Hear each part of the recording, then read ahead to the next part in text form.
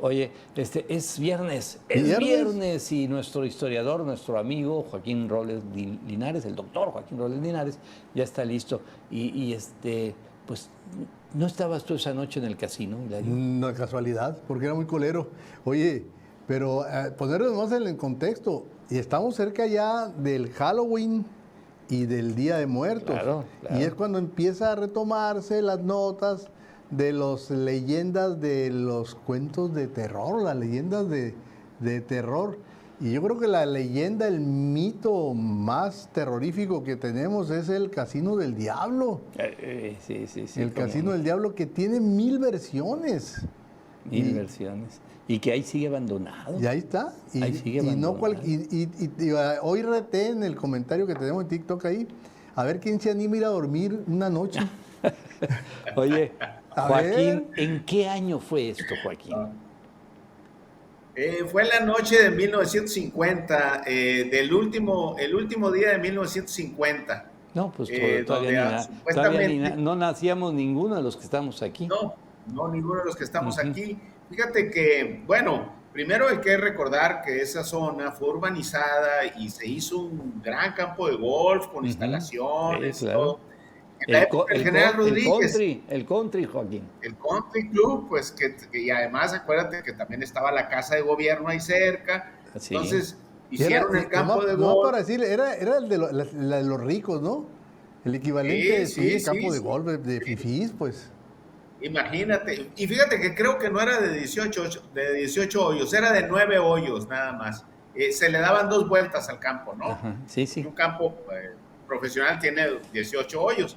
Entonces se hizo, pero también se hicieron instalaciones, alberca, lugar para eventos. Obviamente el General Rodríguez tenía esa actitud de sacar un poco de la modorra a Hermosillo, y entonces lo hicieron ahí, y la verdad es que fue un gran éxito, ¿no?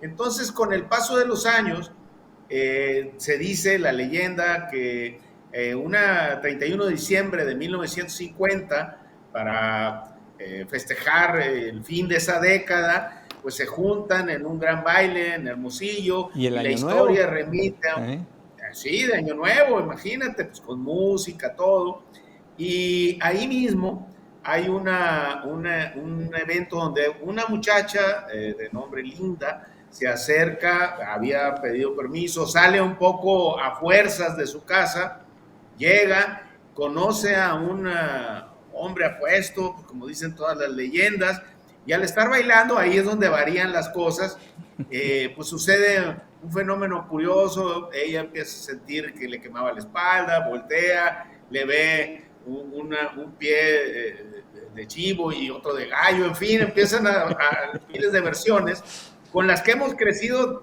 todos los hermosillenses, porque curiosamente la historia es un tipo de leyenda que viene de una zona de Italia y que se repite como un ejemplo moralizador de la época para aquellas muchachas que salían sin permiso a un baile y donde encandiladas por un joven apuesto, pues terminaban achicharradas por el demonio. Bueno, esta historia se llega aquí a Hermosillo, se hace, pero lo interesante es que en otras ciudades, o particularmente de donde viene, de Italia, pues se dice que sucedió en tal cosa. No, aquí están las ruinas, y lo curioso es que las ruinas también han tenido un destino pues terrorífico, porque en una ocasión, hace unos años, un grupo de rock quiso hacer un video ahí y el carro se le soltó el freno, que se estrellaron, en fin,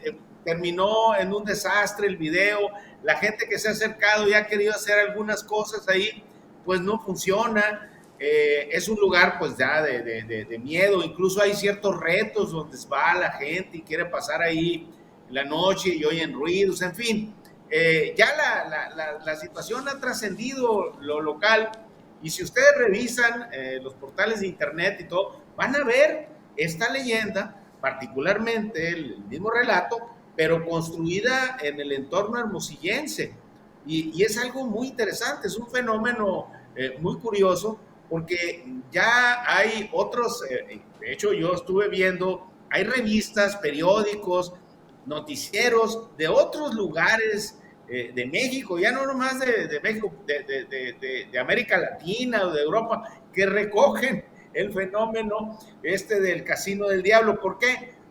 Porque las otras son relatos, hay una como matriz en el relato que hablan del el diablo bailarín, así le llaman esta leyenda europea que viene. No, aquí es el relato del Casino del Diablo en el norte de México, en un lugar que se llama Hermosillo. Oye, así viene pero te digo, si hubiera sido así como cuento de tertulia, no hubiera el impacto que tuvo, porque quedó abandonado completamente. Sí. A raíz de eso, ¿Cuánto tiempo después de ese baile del 31 de diciembre de 1950, cuánto tiempo pasó para que esta historia pues se regeneralizara y el casino empezara a perder pues todo, ¿no? Mira, Hilario, Víctor, yo nací en 1959 y nací con la historia. Me acuerdo que yo tenía, no sé, 2, 3 años y yo oía la leyenda del Casino del Diablo. Sí me tocó ir porque hubo una especie de reconstrucción del área. Parece ser que el lugar se quemó, cayó en desuso, el general Rodríguez se fue. Esa alberca, por ejemplo, que ustedes ven ahí, a mí me tocó de niño asistir ahí, bañarnos, incluso hay algunas películas aquí familiares donde estamos ahí en esa alberca. Entonces, y quisieron darle, pero la realidad es que con el tiempo, cuando yo tenía 10, 12 años que iba al campo de golf, ya esto estaba abandonado. Eso. Había una casa club, que no sé si conocieron ustedes, que después estuvo un restaurante en la época del señor Félix Valdés. Ahí hubo un restaurante. Bueno, eso sí estaba, pero arriba en el cerro, al asomarse, estaba totalmente destruido, quemado. Y además creo que hay algo interesante que tiene que ver con la arquitectura del lugar. Es de piedra y entonces como que da una sensación también de algo de miedo, la construcción que tiene, la forma en la punta del cerro, cómo se ve, la sombra, no sé, es una cosa muy interesante que hasta la fecha los jóvenes, los muchachos, van y ven. Yo sé que hay gente que llega a Hermosillo y así como la llevan a Villadecer y lo pasan por el Casino del Diablo, porque ya es todo un lugar, ya es una referencia, no nada más turística, ya todo el mundo lo quiere conocer, porque la historia fue recorriendo espacios, fue recorriendo años, décadas, generaciones, y lo interesante es que ahí están las ruinas, Joaquín, y las ruinas están aquí lo interesante también es que hay dueños del terreno, obviamente, y ha habido intentos de hacer ahí fraccionamientos, pues es una zona de una plusvalía muy alta, ahí esos terrenos, y no han podido. ¿No? Parece que está maldito por el diablo, ¿verdad? Sí, señor. Sí, señor. Oye, ve nomás, ve qué maravilla de terreno. Mira, está la zona hotelera ahí, pues, ¿qué te diré? 2, 3 cuadras. Pero además hay un detalle.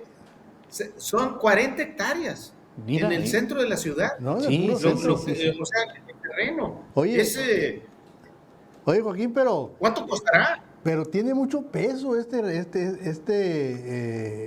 la leyenda del Casino del Diablo tiene mucho peso, tan tiene peso que la gente dejó de ir y lo abandonó. Y todavía en los 60 me acuerdo yo que había que las pláticas, las pláticas ahí de familia, de fantasmas, había gente que decía que conocía a alguien que había estado en el baile. Incluso no faltaba quien dijera, yo conozco a Joaquín Robles Linares, que conoció a la muchacha. Otros decían, no, yo la vi, está en la Cruz del Norte. No, era su hermano Manuel, que es mayor. Ándale, a lo mejor. Y tiene cara de diablo. Ahí andaba. Oye, pero hay gente que decía que la muchacha terminó en la Cruz del Norte, que la conocían, o sea, agarró mucha fuerza. Hay muchas variantes. Y es cierto, fíjate que cuando estábamos, había gente que decía que los papás de fulano que habían estado y que les tocó, y luego que hubo un olor a azufre terrible, ¿no? Sí, claro. Azufre. Entonces, eso es, pero la realidad es que pues yo nunca me he sentado con alguien que diga, yo estuve ahí, yo vi a bailar y todo, pero es bueno, así se construyen las leyendas, ¿no?